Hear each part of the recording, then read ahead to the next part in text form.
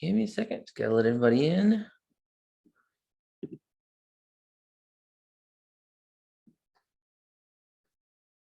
Cool.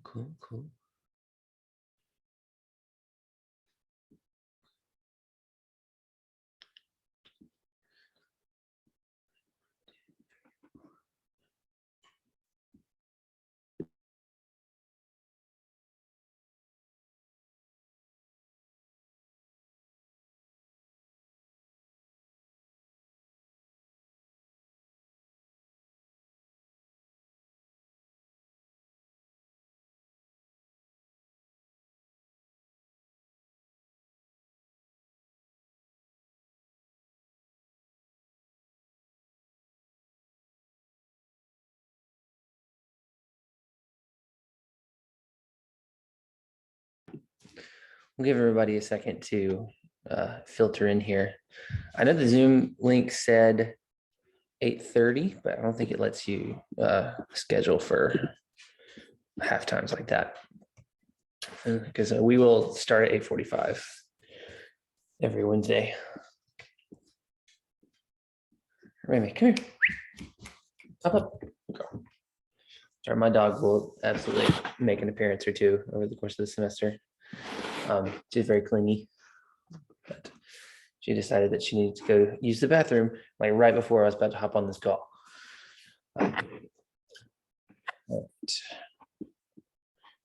Which already takes a minute anyway, but now she's having to walk over a bunch of snow in our yard. Let me make sure I have all my stuff pulled up.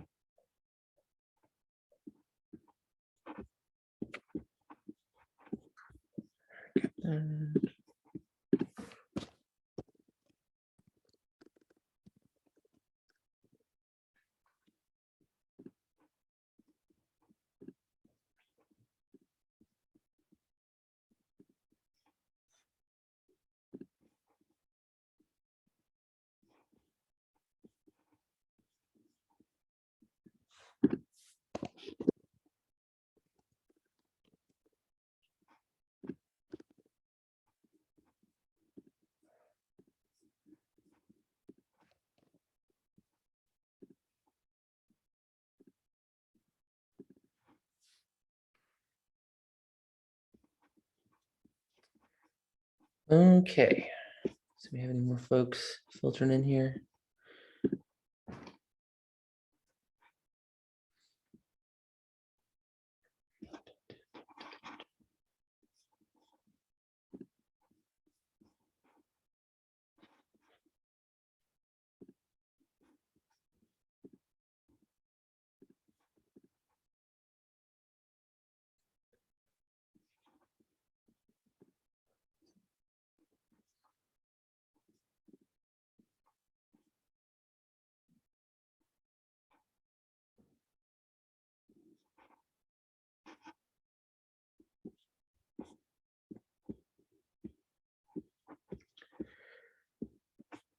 All right.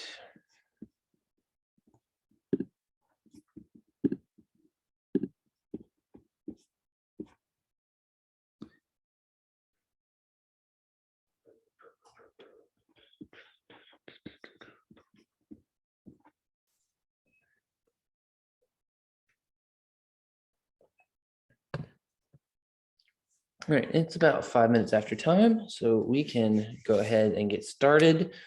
First of all, welcome. This is Psychology 201. If that's not what you're here for, you can go ahead and skedaddle, but that is the course that we are going to be doing over the next few weeks and months. I'm Will. You can call me Mr. Shingleton. That's probably what I would prefer in this setting. We'll go over a little bit more about me in a little while, but y'all's class is going to be a little different. Originally, it was planned, I think, to be a hybrid or in-person course. Now it's fully online, so we're kind of having to adjust on the fly to, all that kind of stuff. So I'll go ahead and say that if you have a question, just put it in the chat. I'll always have the chat open just so we don't have people talking over each other on Zoom, because I know that you guys have done this before. I think y'all had a sociology class that was in the like similar setup to this, that it can get very hectic and chaotic if there's a bunch of people talking over each other on Zoom. So yeah, if you have a question, or if I ask a question and you want to respond, like you can just put like a little like hand emoji in the chat and I can call on you. Or you can email me. I will go over like my contact information in a minute. So just going to town over here. But yeah, we can go ahead and get started. So before every class, I like to kind of set expectations for you guys, just to know what's ahead of us. Today, we're going to do three things. The first one is we're going to go over the syllabus very quickly. We don't really have a set course schedule for this yet, just because we've had a lot of adjustments to make, but I will get to work on that as soon as I can. But we can still talk about like the book and what kind of material we're going to go over. So once we're done with the syllabus, I'm going to give you a little bit of information about me, just to kind of get a little background into who I am. Hopefully just make that a little bit easier to learn from me. And then the last bit, we're actually going to get into a little bit of lecture. So we're going to start chapter 1, which is basically just a big intro to psychology chapter. It kind of previews a lot of the material that we're going to be getting into in more depth later on in the semester. So I think we're scheduled every day doing this to go to 10:15. We're probably not going to go to 10:15 every day. So I know that especially in some cases, people have to get to the high school early or have to leave at a certain point. If that is the case for you, please just tell me, so I don't have 4 or 5 people just like bailing in the middle of a lecture. But yeah, that's the target, is to get to 10:15. Not all these lectures are going to take that long, is basically what I'm telling you there. Okay, so without any further ado, we are going to start. I'll pick the right window here. Hold on.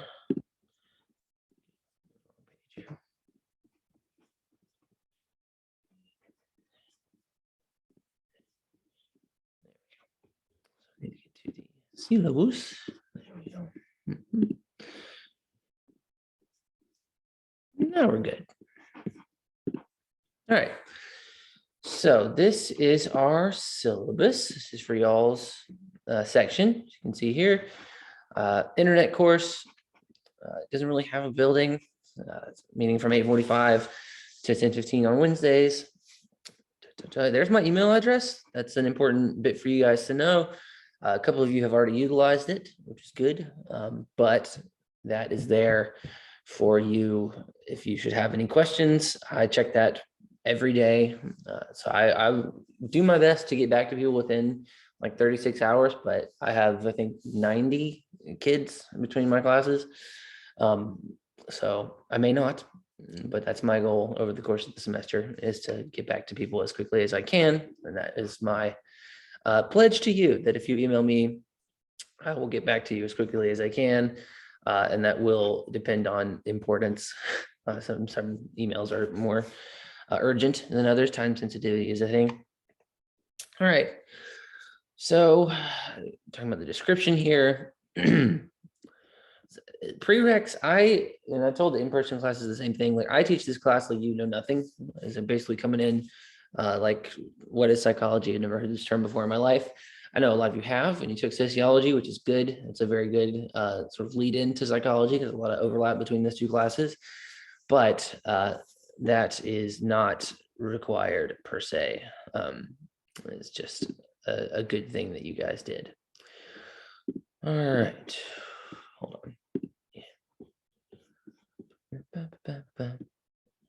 Materials, need your book. We do a lot of activities through the book. All of your assignments I think are going to be due on Mondays, because I think they have us checking attendance on Wednesdays and then on that subsequent Monday.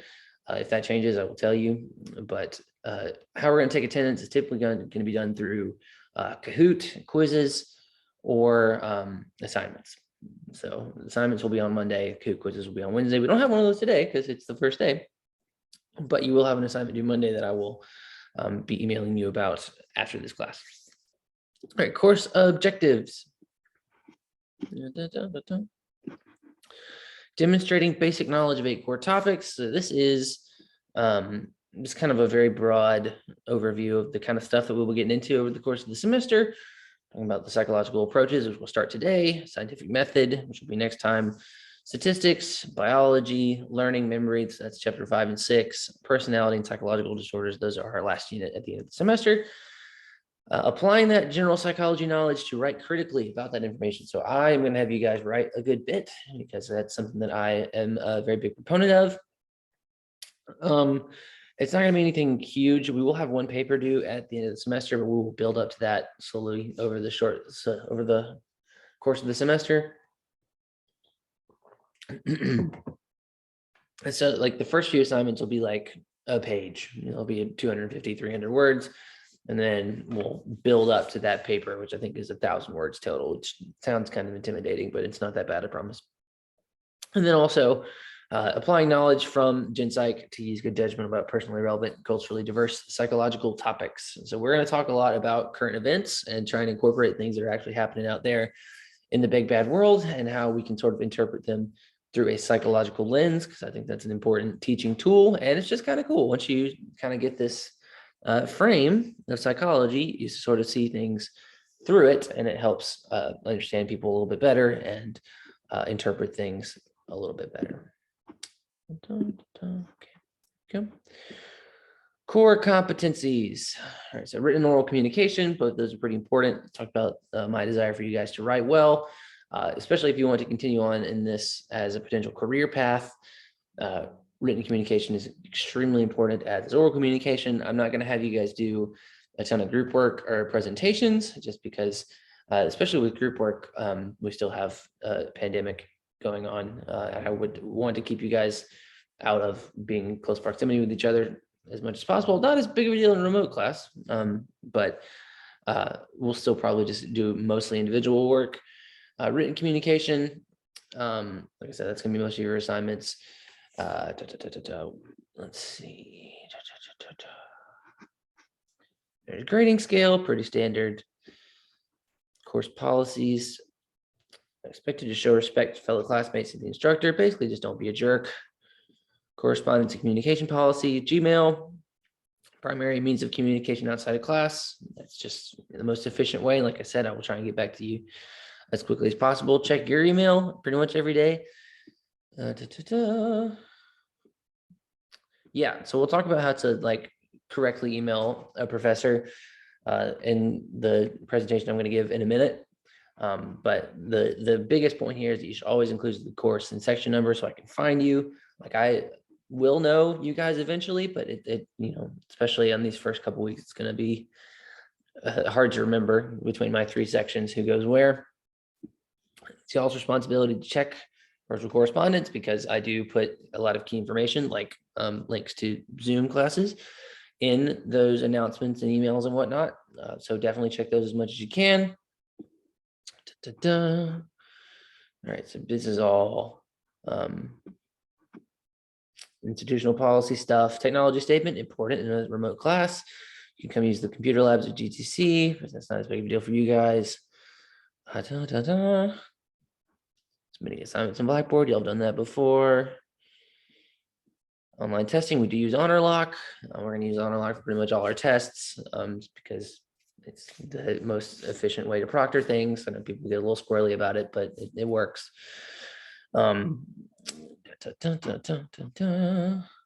Instructional continuity. Yeah, so that's an important point, especially in a post-pandemic world. If we do have weird scheduling times, which, you know, we just had like 6 inches of snow a couple of days ago. That's a weird thing that happened. I will communicate to you guys what we're going to do about that, hopefully in a prompt manner. Alternate learning activities. We're kind of already doing alternate learning activities, but you know, we may have to improvise a little bit more, and that's fine. We're good, adaptable folks. It's part of being a good student and a good teacher. Course modality doesn't apply to you guys. Withdrawals, that is important because Greenville Tech's rule about pulling people out of class if they're not there for 14 days. But attendance taking measures, like I said, are Kahoot quizzes on Wednesday and then your assignments on Monday. Dropping and adding courses. Abilities. This is a lot of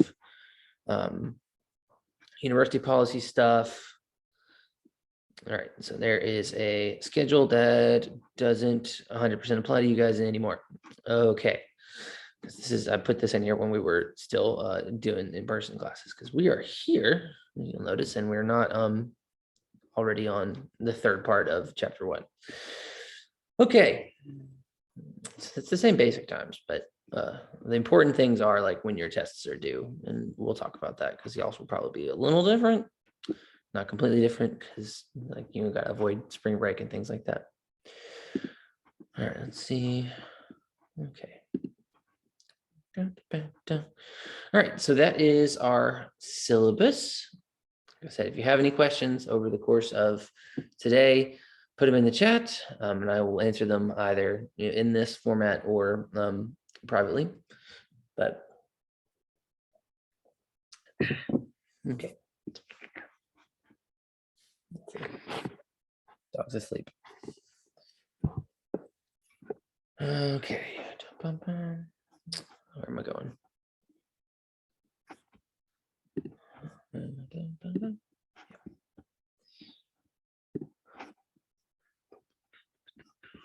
All right, so we're going to move on to little about me PowerPoint. Yeah, okay. So, like I said earlier, this is Psych 201. This is an intro to psych class. We're going to cover a lot of things over the course of the semester. Not a ton in a whole lot of depth, but pretty good depth for only having a few months to get through it. But we are going to talk about the major psychological perspectives and a lot of the underpinnings that helped create them, the people that helped to create them. And then we're also going to get into some sciencey stuff, some statisticky stuff, basically just a lot of stuff that you're going to encounter if you keep going, on this path into psychology. And even if you want to go be a nurse or, be a physician's assistant, all this stuff is going to come into play over the course of your education. Okay. So about me, where I'm from, this is Alabama, if you didn't know. So I'm from Birmingham, which is right here. If you can see, so like a couple little dots down here. This is a little town called Hoover. That's where I'm from. Alabama's awesome. Don't let anybody ever tell you differently.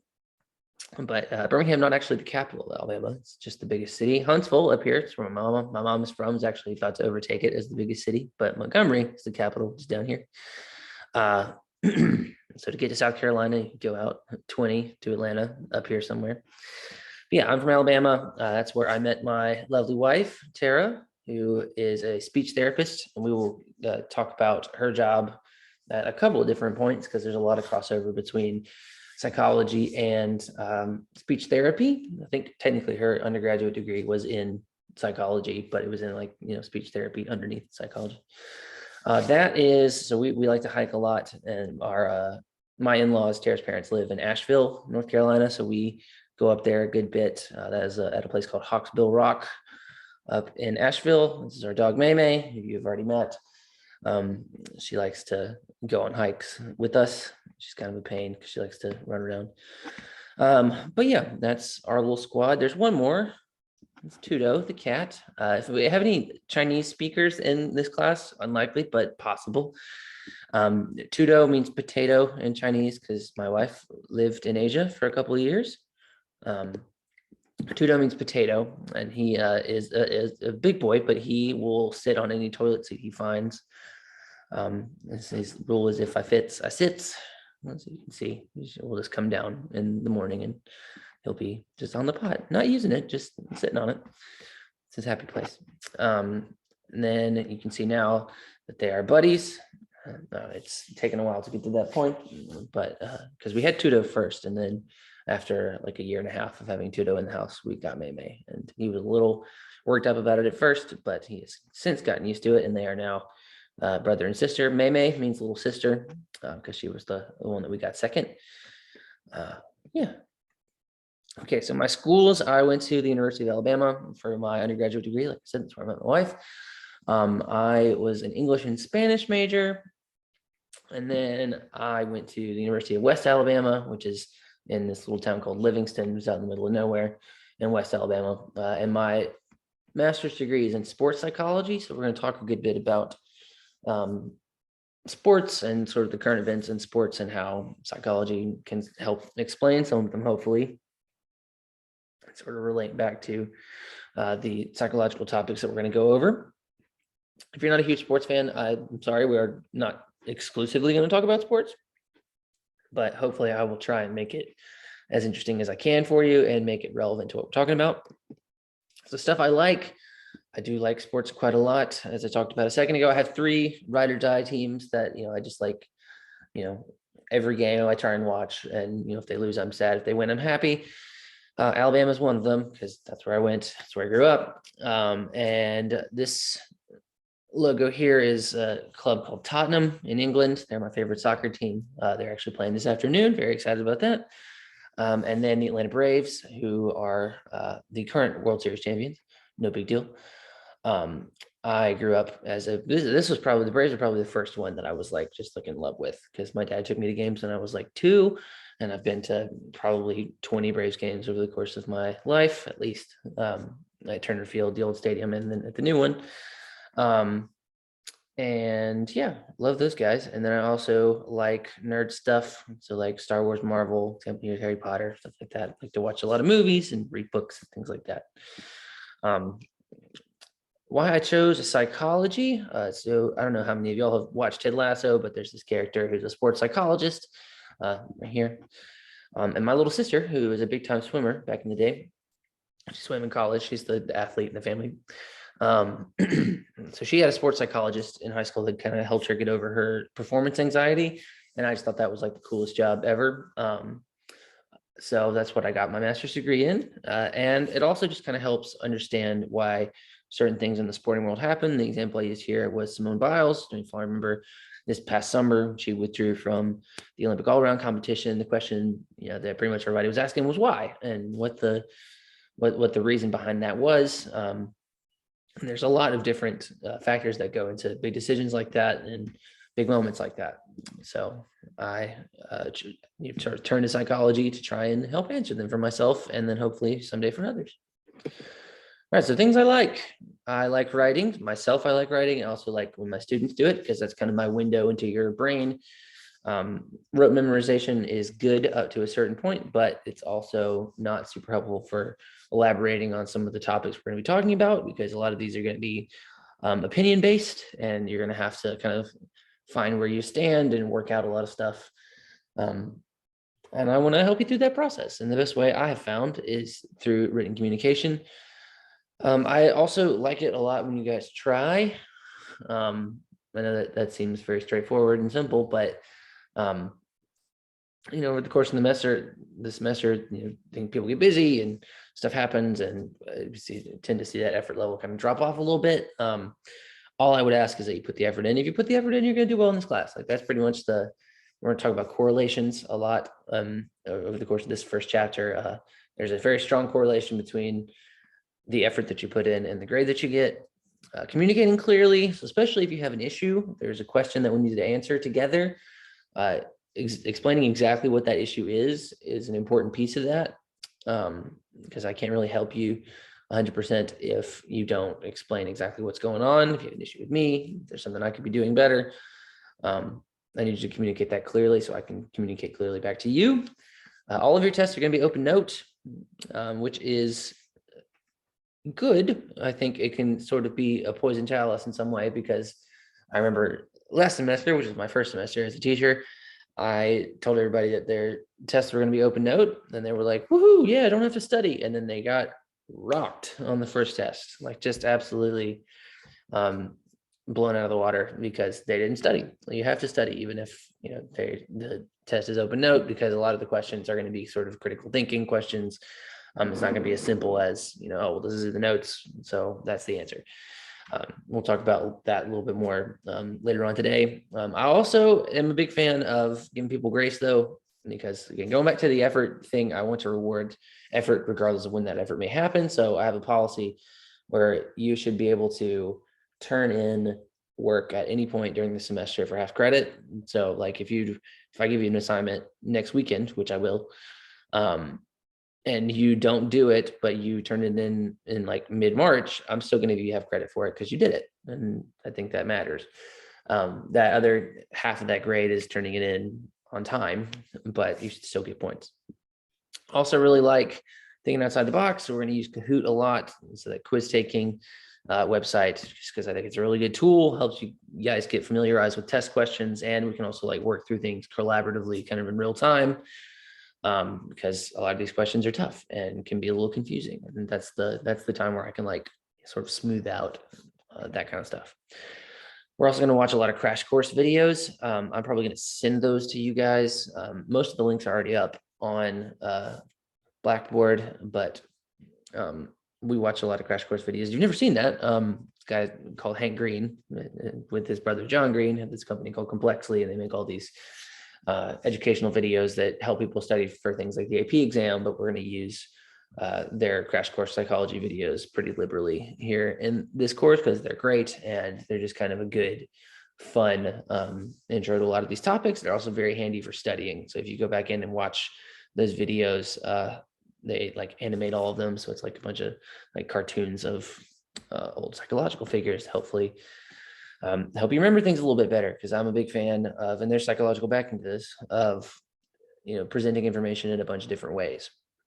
Accessibility, I want you guys to feel like you can come to me about stuff, and that I'm part of that on my end is being accessible and getting that to you promptly and creating an environment where you feel comfortable talking to me, and if we have an issue to work through, that we can work through that stuff. All right, so things I don't like: plagiarism.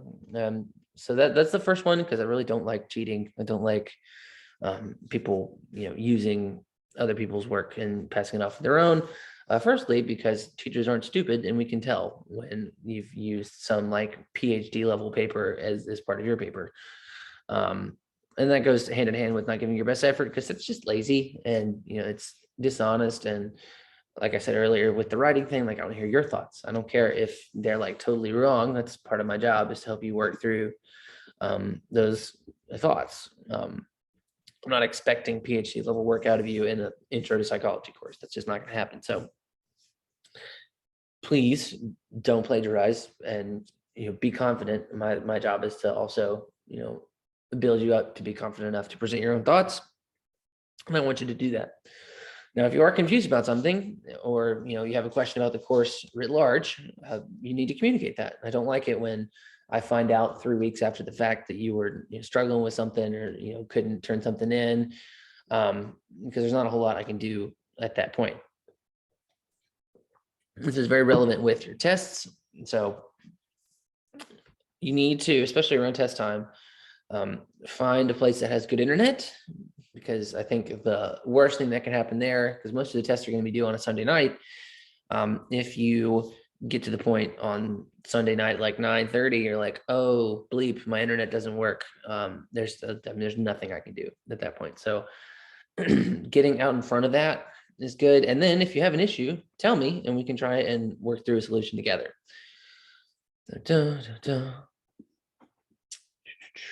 Taking advantage of those policies, I find kind of annoying. So if you are turning in work late all the time, or you are using that open note policy to cheat and like share your answers with other people, don't like that at all. Now, I will say I've built in some safeguards against this, because like your tests, which is be the most likely place where you would cheat, everybody's test is going to be different. Okay, so I have it set up to where the order is randomized, so you can't be like, hey, number 23 is really hard, because your number 23 is going to be different from their number 23. And there, you might even have different questions, because I use a test bank.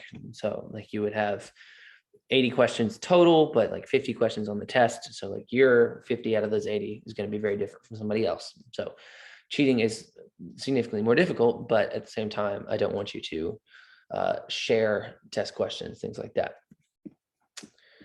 Ba, ba, ba, ba. All right. Not wearing a mask, that doesn't really apply to you guys. And then people not believing in themselves. Don't like that. Okay, so how to email a teacher. This is an important piece for me. So what's wrong with this email? A lot of things. So, they have used abbreviations for words. That's awful. They haven't mentioned their name. So like, I don't know who's sending this to me. They haven't explained their issue adequately, and they haven't listed their name and section number. What I would prefer, say Mr. Shingleton. So if you're addressing me, I know this is addressed to me, and you haven't sent this to me in error. I'm having trouble getting into Blackboard, and we have an assignment due in a couple days in class and section number. Okay, so they've explained their issue completely. So I know sort of the stakes and why this is important. I can address the time sensitivity. Is there anything you can do, or do I need to reach out to Blackboard help or someone in the tech support office? Okay, so here's another thing. A lot of times the solution is right there in front of you. And if you are diligent enough to try and find it yourself, you can do that. So most of the time I don't have the answer. So like, I will do my best to solve your problem, but like, I'm not an IT expert. I can't always explain why Blackboard isn't working, but we do have those people within the Blackboard IT network and Greenville Tech who can help with that kind of stuff. You can also see that the student, in this case, Panthers running back Christian McCaffrey, has signed his name. What I would also prefer is that he put his student ID number down here at the bottom, but that's not a huge deal. Okay, so your assignment for Monday, I know it says Wednesday, but we're going to say Monday because we don't have a Monday, Wednesday class. We're going to do a little introducing yourself activity. All right. Cool. All right, so I'm getting a little alert from Blackboard that we have 8 minutes left, so it might kick us out here in a minute. I don't know. I have to upgrade this. But if I guess you guys have done a lot of Zoom classes before, but every now and then they'll just be like, yeah, it's fine, you can keep going. So I'm hoping we're getting that one, but we might not be. So might just have to stop being cheap and pony up for actually using Zoom correctly.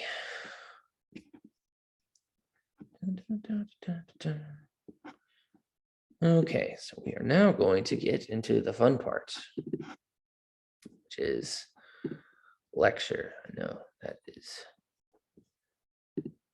play slideshow. Heck yeah. Okay. So we're gonna do as much of this as we can. We have about an hour left in class time. But this is your book. So we talked about how to get to your book on Blackboards and content market tools, and just on like your course content folder. You'll have probably used Launchpad before. Launchpad is where a lot of your in-book assignments are going to be over the course of the semester. This is what it looks like. So we are going over chapter 1, which is the introduction to the science of psychology. Woohoo. All right, so we're starting off with this twin study. Okay, so psychology really likes twin studies. We'll explain why in a minute, but these two twins were actually born in South Korea in the late 80s. And then they were separated at birth. They were adopted. One was adopted to a family in New Jersey. One was adopted to a family in France. And then sort of Parent Trap style, later they discovered each other and that they were twins. And that provided us with a very fascinating, what we call a case study. So looking at a specific case, very small sample size, in this case, 2, to try and determine how psychologically, like sort of their upbringing affects their personality, their interests, things like that. So like, they obviously spoke different languages because growing up in France, one spoke French, growing up in America, one spoke English. But they also had like similar food interests. They liked a lot of the same types of movies. They were interested in the same activities, things like that. You have this very interesting sort of parallel tracks of their lives that have made them into different people, although biologically they're exactly the same. Okay, so what we will learn in this chapter: what is psychology? How did it begin? How do psychologists do their research?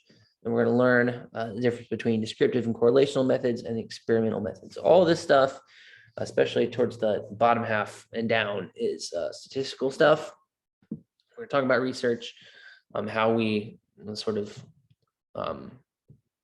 probe different questions that we have, test hypotheses, things like that.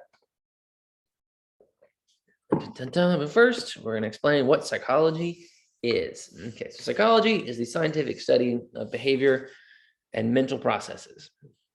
It seems like a pretty broad definition because it is, because psychology is a pretty broad discipline. Okay, the field consists of many perspectives and subfields. This course is a major survey of the major subfields. So what that means is within the psychology is sort of a broad science. We have a lot of different big perspectives. We're going to talk about like behaviorism, psychoanalysis, evolutionary perspective, things like that. So those are the major subfields. Within those major subfields, we have smaller subfields. We also have a cat joining us. Want to come sit? Hey, buddy. And so like within those subfields, there are also subfields. So we see like psychologists getting very, very specialized and very, very smart PhD kind of people getting these very fancy degrees and doing this very fancy research in these very niche subjects, but it all starts from these big ideas that are connected to psychology as a more broad concept. And so talking of fancy PhD people, we would refer to them as psychologists. So psychologists are scientists who study behavior and mental processes. There's a bunch of different ways that you can do this. We'll talk about different methods of research today and then next time. So what specific topics or questions might psychologists be interested in? And the answer is all of them. Like I said, psychology is a very diverse and versatile science. So you can use it to answer a lot of different questions and explore aspects of questions that have already been asked that maybe haven't been asked. So how do they answer their questions? So basic research, we're going to talk about how if you're just doing like descriptive research, something like a survey, that's just very basic level. I'm not really trying to draw any inferences from that information. I'm not trying to make like a cause and effect connection. But applied research, like an experiment, which we'll talk about the difference between those two things, I am. So basic research, we're just talking about collecting information, not trying to draw any big conclusions from that information. But applied research is I am trying to make conclusions from that. It's very important that you don't confuse those two, because a lot of people will try and make their basic research come across as applied research. That's wrong. We'll talk about why. Okay, so the 4 goals of psychology. And this is very similar to the scientific method, which we'll talk about a little bit later. So the first one is describe, observe, and report. So a lot of these inquiries start with a question. So I'm observing a phenomenon and saying what I learned. So we'll talk a good bit about observational learning, observational research, and how much you can actually learn from just watching people do stuff, because it's a lot, but that can lead you to asking more questions and sort of investigating certain aspects of that, and then reporting what you learn, and then explaining that behavior. A lot of this explanation part goes to looking at other people's research, which is a very important piece of everything we're going to talk about, because if you are trying to expand the research base, it is one of your first steps is going to be to look into research that has already been done on that topic and then make sense of that information, sort of do a synthesis of those things. And then predicting behaviors or outcomes on the basis of observed patterns. So now that I've asked the question, I have organized research and organized my own observations. I'm going to predict based on those observations. I'm going to make a hypothesis. I'm going to organize a theory to predict those behaviors or outcomes based on what I've learned. And then eventually I'm going to try and change. Okay, so I'm going to use the research findings to modify or change behavior. Okay, so the example they use here is these elementary school students. You can see they're meditating. So this is some type of mental health intervention. So they're asking, could this improve their mental health? So going back to our original question, let's say they observed that, during just like a standardized testing time, the kids were getting particularly anxious. So they would observe that phenomenon, report it, and then they would go and look and see if there were any studies that had already been done on this, and they would organize and make sense of that observation according to that data. And then they would predict that, based on what we've learned, we think that, the kids doing yoga in the middle of the day or meditating in the middle of the day will help them not be so anxious when they take their tests. And then we would do an experiment to see, like let's say one group of kids